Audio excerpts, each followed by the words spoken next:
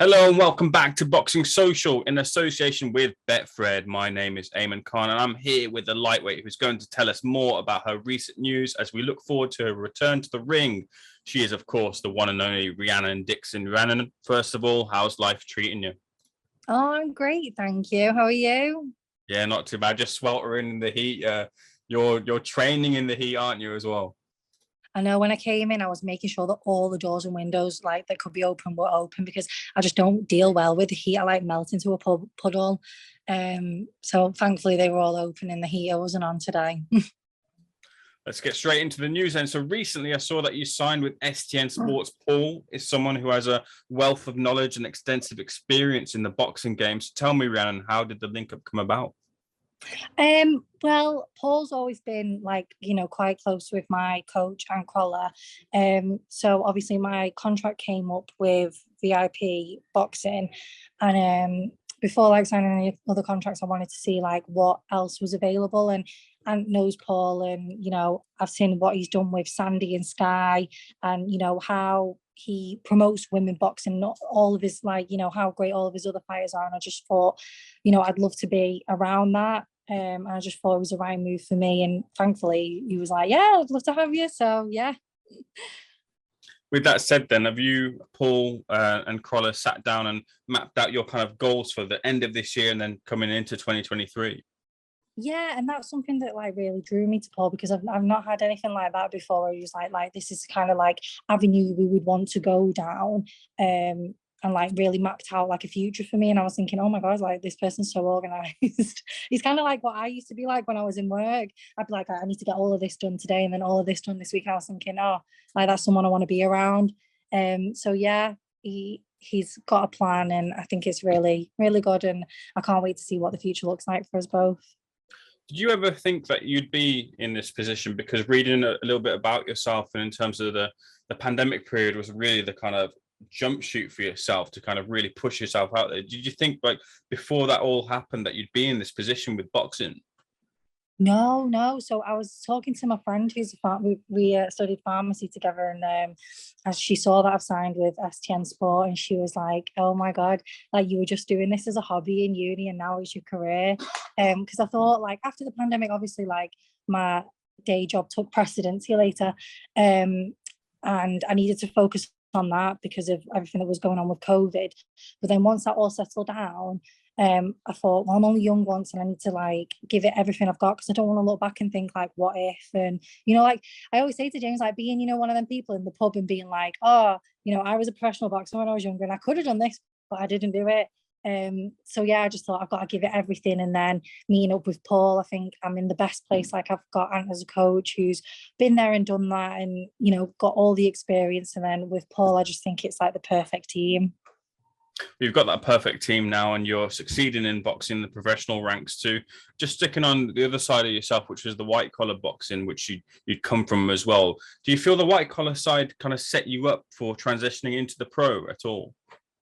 Well, I didn't when I first started boxing, I didn't really know anything about white collar and amateur. I didn't know that there was like a difference. Like when people would ask me, "Oh, you're an amateur," I'd be like, "Oh, I don't really know. I just like fight in a nightclub." Like, I just thought everyone did that.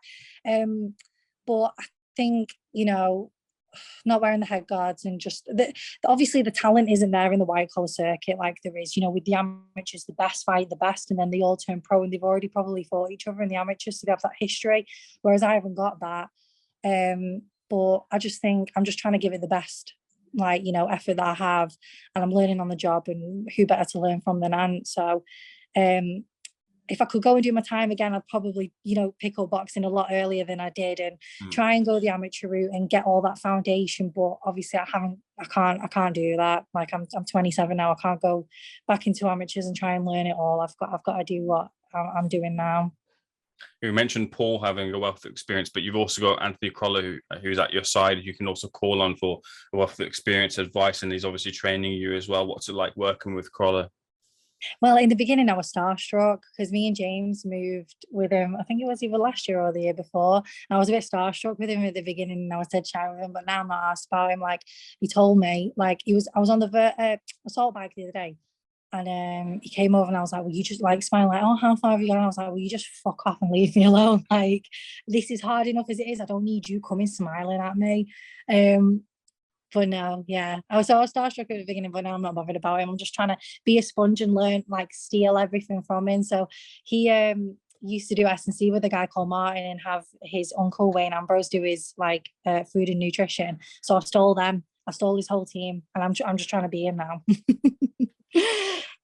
You were out most recently on the Leheraga Metcalf bill. What was that experience like going out to Spain and keeping that momentum going? You fought former Olympian Ubtil, and you got the win there. So keeping that momentum going, and what was that experience like? It was really good. Like usually on fight week it's just me, but I had my best friend James Moorcroft on the card as well, and because it was his first matchroom show, he was like taking it all in, and like everyone was kind of like focused on him because he had like, I think he had like an 8 or 10 rounder. So I kind of like took a back step, and I didn't even feel like it was my fight week. I was like, oh, James, like he's doing all these interviews, and I was like, must be hard making weight. And I was thinking, oh gosh, I am as well. So it was really fun though, and like obviously like you said, she was a former Olympian, and like me and Ross, my partner, all fight, we were like, oh, it's fine, and then it came to fight day, and I was like, she's been in the Olympics, this girl, hasn't she? And he was like, yeah, and I was like, it's a pretty hard fight for me, this, like we're both 4-0, and obviously, you know, there was a lot of like controversy in the fight, which I thought was really funny at the time, but no, it was a really good experience. I felt like I've dealt with a lot of adversity in that fight, and you know, I'm just looking forward to the next one. Yeah, I mean, seeing little clips of yourself as well, and talking about your link up with STN Sports, it's looking like with the way the boxing world is with the women in boxing and moving to world titles quite fast and quite quickly. Is that in your trajectory as well in this next year? I feel like a lot of the girls who were moving to world titles fast have had that extensive amateur background, and like I said, you know, I've not got that, and I'm learning on the job, so I don't feel like it's necessary for me to rush, you know, that quickly. I feel like I'm enjoying at this pace I'm going at, and I feel like I just need to get more and more experience before I get to, you know, them levels. Um, and then that, obviously I would love to challenge for a world title one day, but you know, I just feel like it's taking each fight step by step at the moment. Want to get your thoughts on a couple of things before I get it back to you, Rhiannon. With the trajectory of women's side of boxing too, we're seeing a lot of big fights being made. The biggest one coming up soon is Clarissa Shields and Savannah Marshall. Your thoughts on that fight? I am so excited for this, but also they've got like, is it going to be an all girls card as well? All female bill, yep. Yeah, and then the one of the fights on it is Michaela Mayer and Alicia Bumgarner as well. Yeah. Which I'm absolutely buzzing for. So I'm going to try and get a ticket to go and see it if it's in London, is it? Yes. Yeah, but I think they're just a massive mix of styles. Clarissa and Savannah, like Savannah's very like, you know, power, and like she's got her own like fury style. I mean, Clarissa's very tight and fast, and I can't wait to see how it plans out, really. And then, of course, you had Mark Heffron at the gym, who captured the British Commonwealth and then an IBF title too at the weekend. I remember seeing Crolla, Hosea Burton, and Joe Gallagher jump up when he got the finish. All three of them were elated. You must have been elated too. Oh yeah, I was screaming at the TV, and my mum was like, "Rhiannon, do you know you're not fighting?" I was like, "I feel like I'm fighting with him." Oh, but no, you know, no one deserves it more. And you know, just the way he was speaking about it after, and like saying, you know, it's for his fiance, and I just think, oh, he just, you know, he's had a hard time with everything with his mum and stuff, and I just think it's really nice for him, and you know, hopefully he can push on and get some more big fights.